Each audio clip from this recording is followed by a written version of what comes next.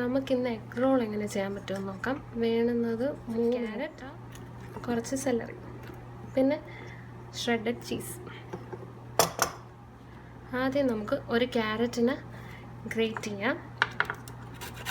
അതിനുശേഷം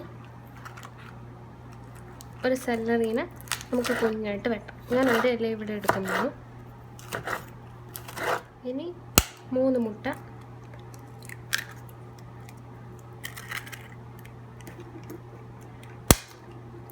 ഈ മുട്ടയിലേക്ക് ആവശ്യത്തിന് വേണ്ടി ഉപ്പും കുരുമുളക് പൊടിയും ഇട്ട് നമുക്ക് നന്നായിട്ട് അടിക്കാം.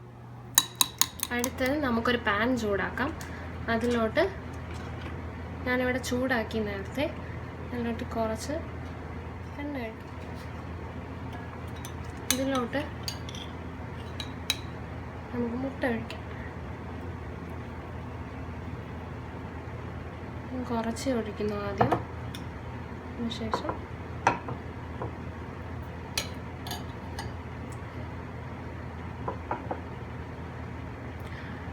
മുട്ട എന്ന് 4 ചുറ്റും വിട്ട് വരുമ്പോൾ എന്ന് പറയുമ്പോൾ നമുക്കതിനെ മറിച്ചിടാൻ പാകമാവാറാകുമ്പോൾ ഇതിലോട്ട് നമുക്ക് ചീസും നമ്മുടെ വെട്ടി വെച്ചിട്ടുള്ള സെല്ലറിയും ഇട്ട് കൊടുക്കാം. ഞാനിപ്പോൾ ഇതിലോട്ട് ചീസ് ഇട്ട് കൊടുക്കാൻ പോകുന്നു.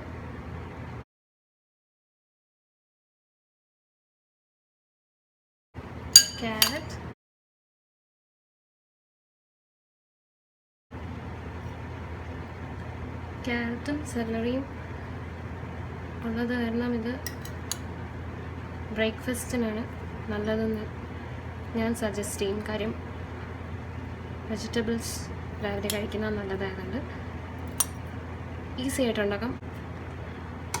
മറിച്ചിടാൻ പാകമാകുമ്പോൾ നമുക്കിതിനെ നമ്മുടെ സൈഡിലോട്ട് അതിലോട്ട് റോൾ ചെയ്യാം. എന്ന് പറയുമ്പോൾ ഞാനിപ്പോൾ നിൽക്കുന്ന എൻ്റെ വശത്തോട്ട് ഞാനിതിനെ പതുക്കെ റോൾ ചെയ്യാണ്. പോയാൽ കുഴപ്പമില്ല, കാര്യം നമ്മൾ വീണ്ടും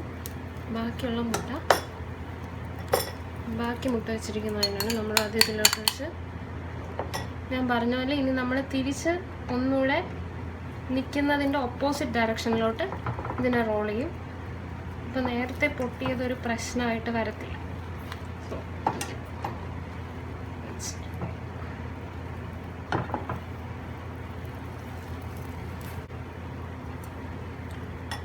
ഇനി ഒരു 2 മിനിറ്റ് ആ ചൂടിലതിങ്ങനെ ഇരുന്നോട്ടെ. അപ്പോഴത്തേക്ക് അതൊന്ന് വെട്ടിയെടുക്കാൻ പാകത്തിനാവും. അതുപോലെ അകമൊക്കെ നന്നായിട്ട് വെന്ത് വരും. അതിനുശേഷം നമുക്കിത് സെർവ് ചെയ്യാം.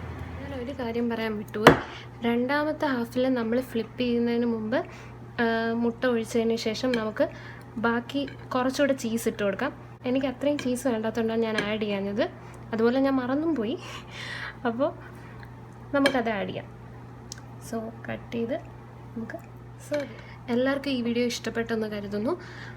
ട്രൈ ചെയ്ത് നോക്കുമെന്ന് കരുതുന്നു. അതുപോലെ ലൈക്ക് ചെയ്യാനും ഷെയർ ചെയ്യാനും സബ്സ്ക്രൈബ് ചെയ്യാനും മറക്കണ്ട. അടുത്ത വീഡിയോയിൽ കാണുന്നത് വരെ ടാറ്റാ.